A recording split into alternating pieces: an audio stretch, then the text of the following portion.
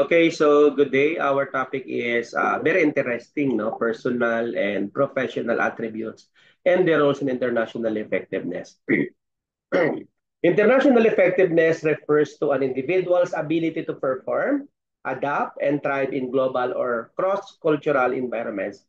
This is particularly important in today's interconnected world where professionals often engage with clients, partners, or colleagues from diverse cultural and national backgrounds. So the ability to navigate cultural nuances, communicate clearly, and demonstrate global competence depends not only on professional skills but also on personal attributes. And to give us more details about the topic, let us all welcome our presenter. Go ahead, ma'am.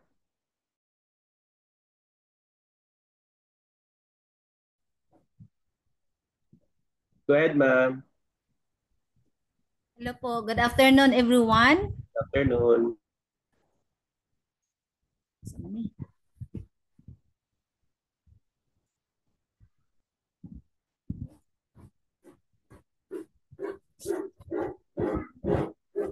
Well, well, James.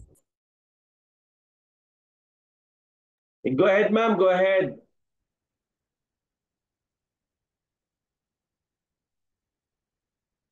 Sige, ma'am Charmaine. Go ahead.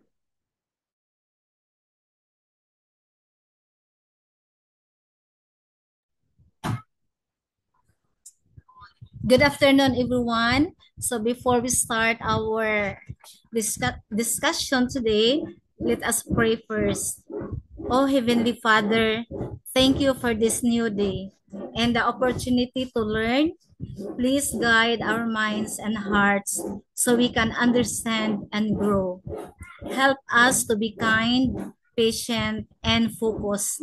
May we use our knowledge for good and bring joy to those around us. Bless our professor and classmates and keep us safe. In Jesus' name I pray. Amen.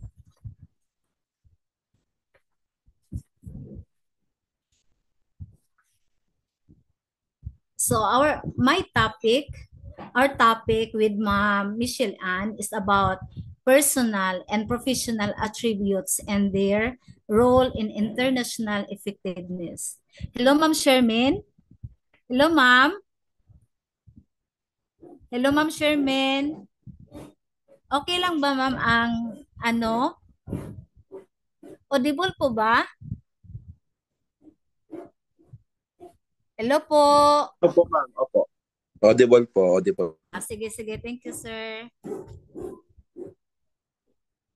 Personal and professional attributes and their role in international effectiveness.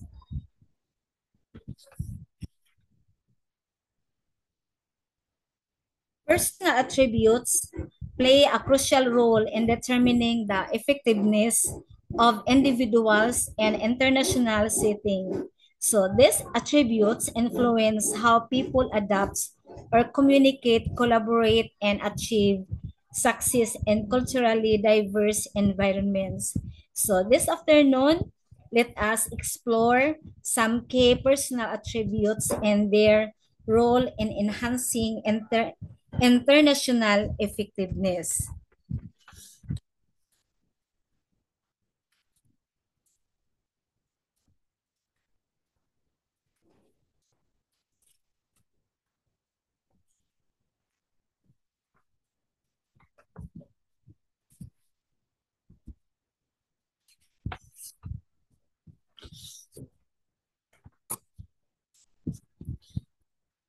Number one is the personal attributes.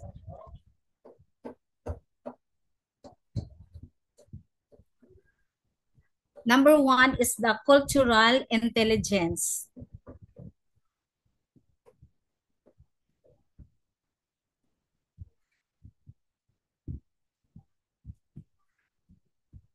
Next slide, please, ma'am. Number one, ma'am. Cultural intelligence. Okay, so number one is the cultural intelligence. So cultural intelligence refers to the ability to adapt to and interact effectively across cultures. So in international setting, understanding and respecting cultural differences is essential.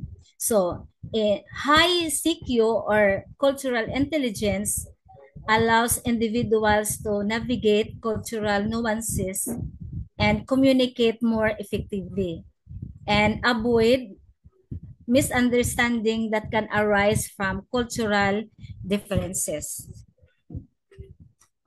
So, emotion, cultural intelligence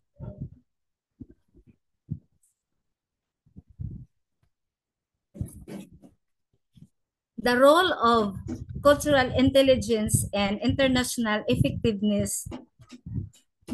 Cultural intelligence helps individuals understand different cultural perspectives, behaviors, and communication styles. This can foster trust, prevent conflicts, and build stronger relationships, which are which are essential for success and international context.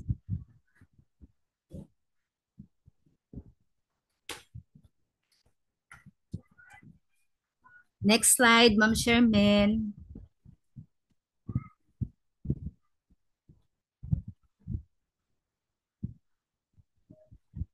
Okay, tapos na yan, Ma'am She. Okay, number 2. So, emotional intelligence.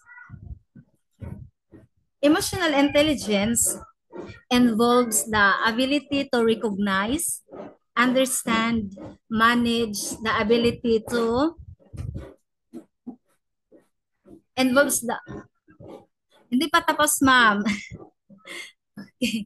Ma'am, number 2 pa, ma'am. Number 2. Okay. Emotional intelligence.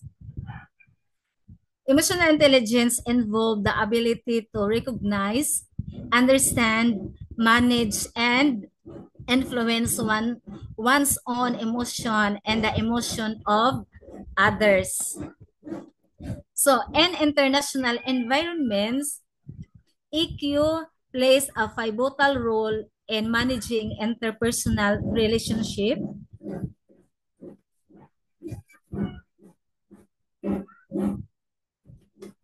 and handling the stress or challenges that may come from working in unfamiliar cultural and professional setting. So, role in international effectiveness.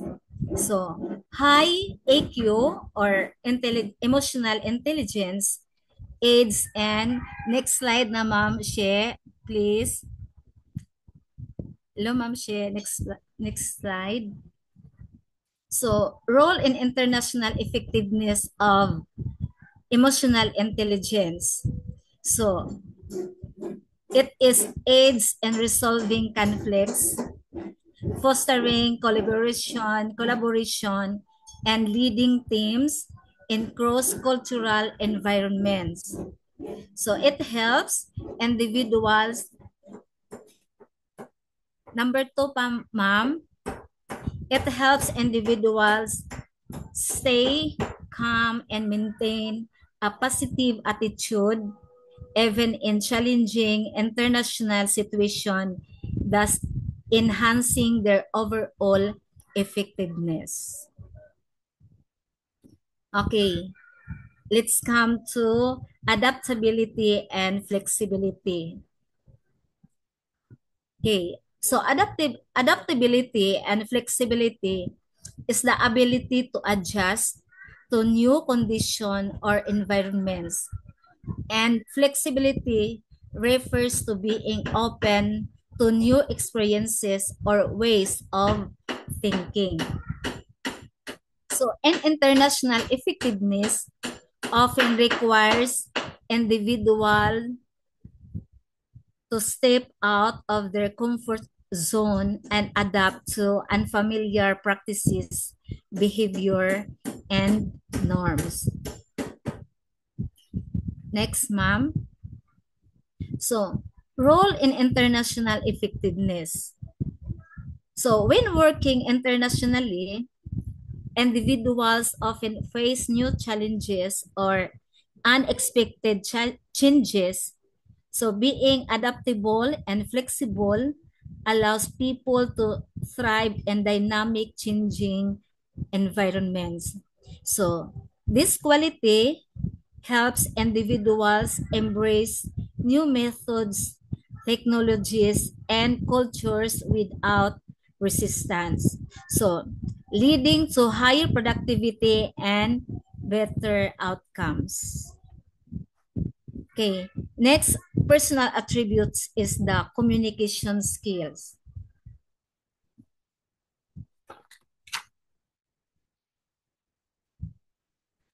Communication skills, strong communication skills are essential for interacting with people from different cultures, backgrounds, and languages. Clear, respectful, and effective communication can prevent misunderstanding, promote collaboration, and create an atmosphere of openness. So clear and effective. So how important is it? So clear and effective communication is essential. So especially in international setting. So effective communication goes beyond just speaking the same language. It involves listening actively, respecting different communication styles, and ensuring the message is clear to people from different backgrounds. Then, role in international effectiveness.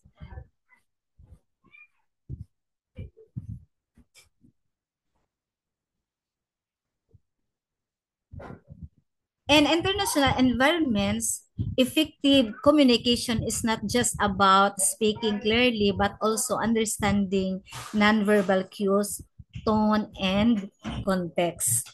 So, whether through language proficiency or understanding cultural context, good communication ensures smooth information flow and better relationships, making it a core skill for success. Okay. And let's come to open-mindedness. So one of the personal attributes is open-mindedness. Open-mindedness, being open-minded, involves being receptive to new ideas, approaches, and perspective. So, in international settings, individuals encounter diverse viewpoints, working styles, and ways of thinking.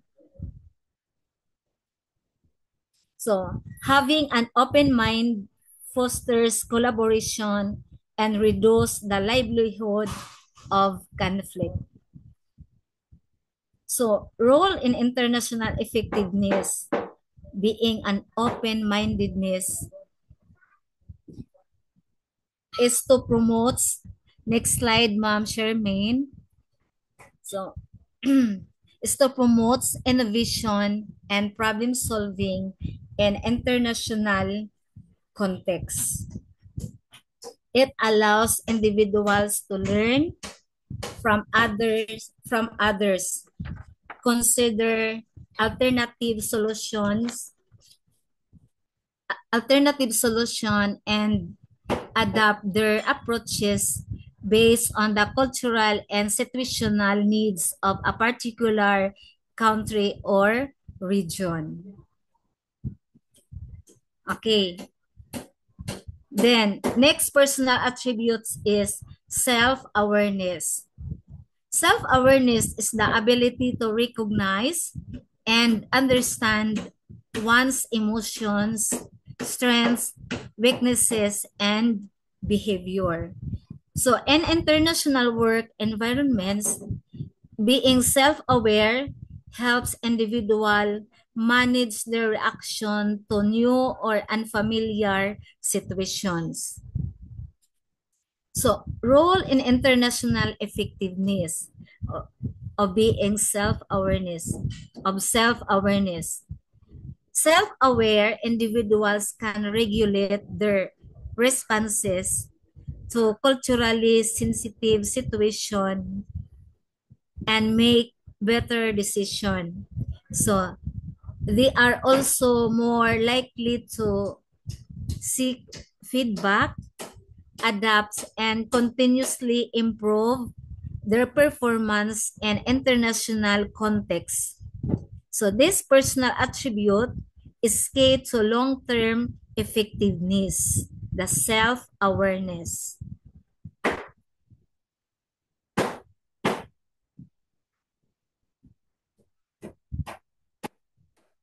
Okay. Hello po, Ma'am Sherman, nawala po. Nawala yung slide. Nawala. Apologies, ma'am. Sorry po. Nagkaroon po ng ano po, internet glitch. I'm Okay, going sige to lang, share it ma'am. again, ma'am. Sorry po.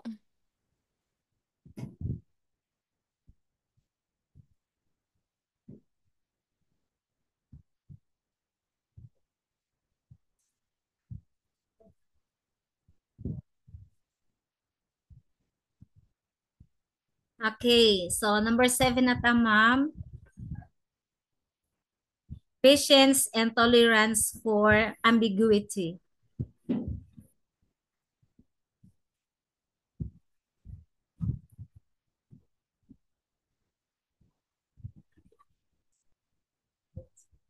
So, personal attributes, patience and tolerance for ambiguity. So, working internationally often involves dealing with uncertain situations, unclear instructions, or differing time frames. So, patience is critical in managing these situations. So, as is tolerance for ambiguity, these qualities allow individuals to stay calm and effective. So, even when the situation is not fully under control or expectation differ. Okay. So, role in international effectiveness. So, being patient helps individuals remain composed when dealing with delays or challenges in international projects. So, tolerance for ambiguity supports innovation and allows for flexibility and decision making, as things are rarely as clear out in international settings. So as they might be in a more familiar environments. So ito ay mahalaga hindi lamang sa isang simpleng ugali, kundi isang mahalagang kasangkapan na tumutulong sa ating magtagumpay sa buhay. So, magtamo ng mas magandang relasyon at maging mas produktibo. Sa kabila ng mga pagsubok at stress sa araw-araw, ang pasensya ay nagbibigay ng kapayapaan at mas maraming oportunidad upang mapabuti ang ating sarili at ang ating mga ugnayan sa ibang tao. Okay. And last is the leadership and influence. So leadership in an international context involves guiding and motivating diverse teams, managing cross-cultural dynamics, and setting a shared vision.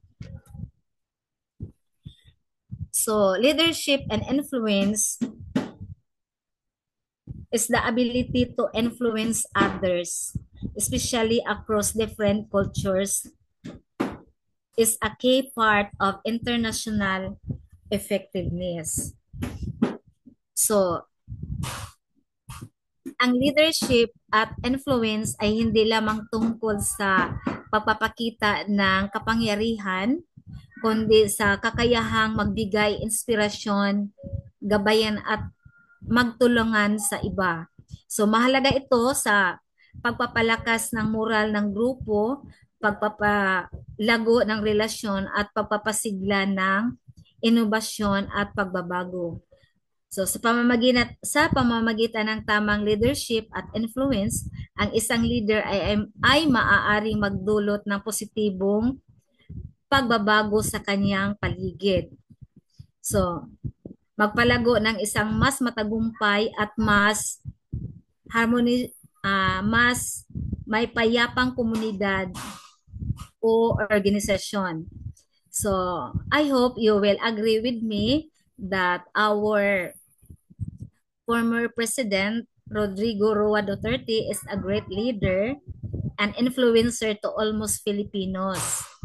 So his line saying, I'm not a Filipino for nothing.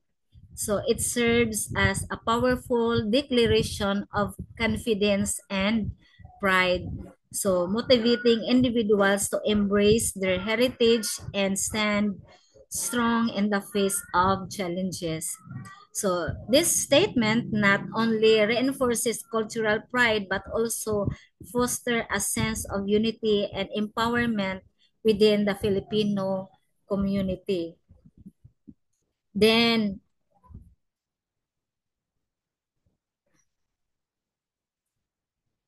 role and international effectiveness.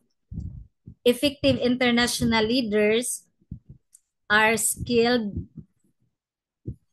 at navigating cultural differences, managing conflict, and inspiring collaboration. So,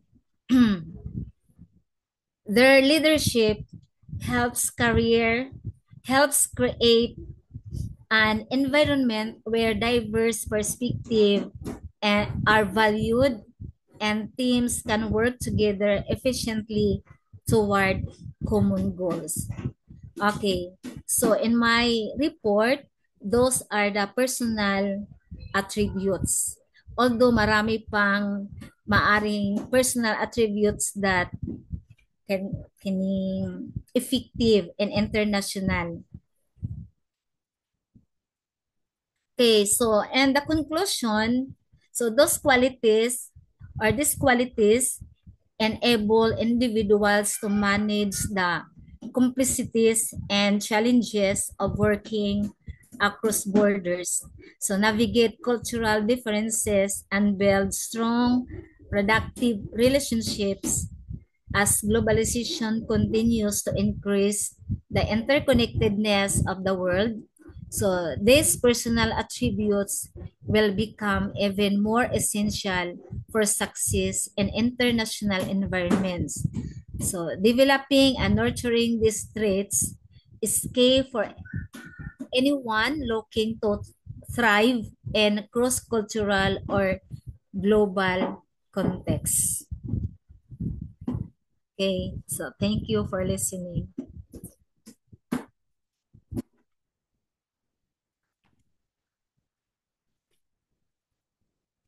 Okay, so thank you so much. No?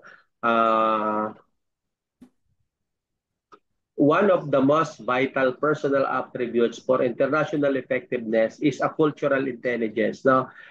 The ability to understand, respect, and adapt to different cultural norms and values. No?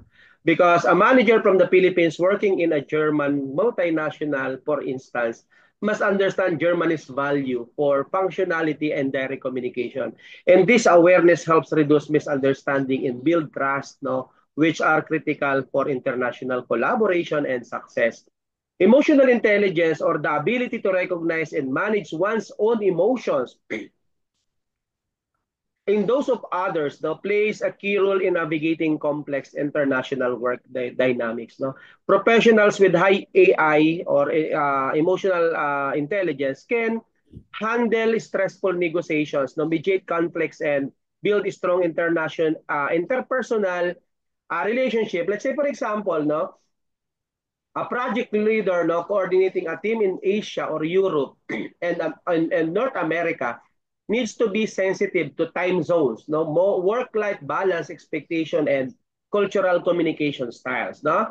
Adaptability is a cornerstone of working internationally because conditions, regulations, and work environments can differ greatly across countries. Alam naman po natin yan. So an adaptable professional can adjust to different business environments such as shifting from a hierarchical structure in Japan to a more egalitarian setup in Sweden. Flexibility in decision making and openness to different perspective helps in achieving project goals despite cultural and regulatory barriers. No? Fluency is one of more international languages, is a significant professional asset. However, even more critical is the ability to communicate clearly across language barriers. No? This includes being mindful of jargons, idioms, and tone. No? Let's say, for example, no, an English-speaking consultant working in the Middle East may need to avoid slang and simplify presentation to ensure clarity. So listening actively and asking clarifying questions also reflect strong professional communication skills. No?